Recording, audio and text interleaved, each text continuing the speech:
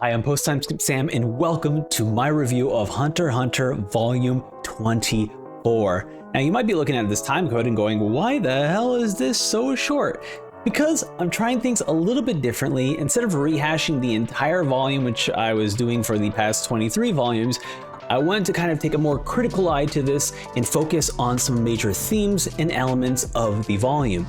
For Volume 24, we were talking about how fear influences power, and that the Chimera are complete morons.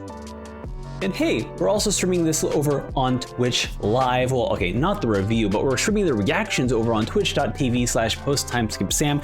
We just streamed Volume 25, and by the time you're watching this video, we're about to stream Volume 26, so you definitely want to go ahead and follow the Twitch channel.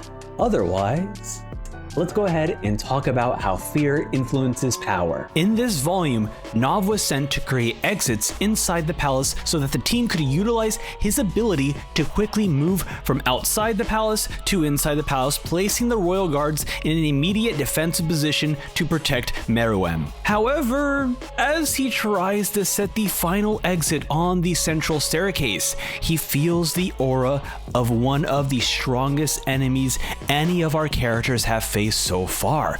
This aura not only frightens Nav, but breaks his spirit. We see this heartbreaking scene where our stoic-faced Nav is in the fetal position, just wanting to give up. This moment just really helped illustrate how powerful these chimeras truly are in the face of a character like Nav, who honestly was built up to be one of our strongest allies as he was introduced alongside Moral and Netero. On top of that, the last time we see Palm is when she also feels this aura, and we see a bit of fear and uncertainty in her face. Palm, being the embodiment of fear, is now also feeling fear. To me, this is just one of my favorite kinds of writing Togashi does, because he just does such a good job at displaying the strengths of characters through their aura alone.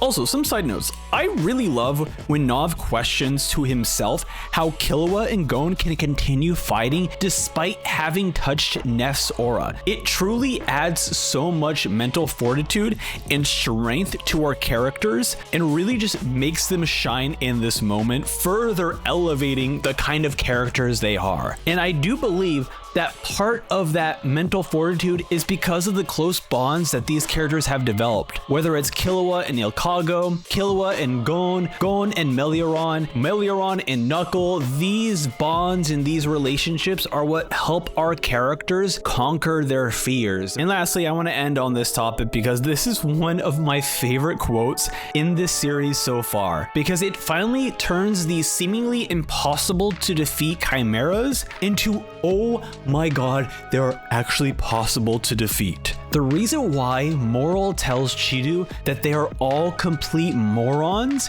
is because two of Chidu's abilities don't actually fit Chidu. Whether it's the slow crossbow or the 8-hour trap that doesn't even require the opponent to chase Chidu, these aren't thought out. And we see that idea begin to proliferate throughout all of our Chimera. Shia becoming more unhinged with his devotion to Meruem, Nef turning off his N because in order for him to heal, he needs to focus his aura elsewhere. Menthu is just dumb, and Leold is trying to outsmart everyone and be king. And Meruem is developing humanity and beginning to care for someone. All of these flaws are coming out of these chimeras, and it's making it possible for our characters to finally exploit these weaknesses to their advantages. It's funny because throughout this arc, I was talking about how this arc felt like Togashi was writing it so that our characters couldn't just outsmart our opponents like previous arcs. At the same time, I do find this logical. We have chimeras who are developing their identities, their independence, beginning to remember the memories before they were chimeras, struggling between keeping their bestial side or their human side. Hey, I hope you all enjoyed my review of Volume 24 of Hunter x Hunter.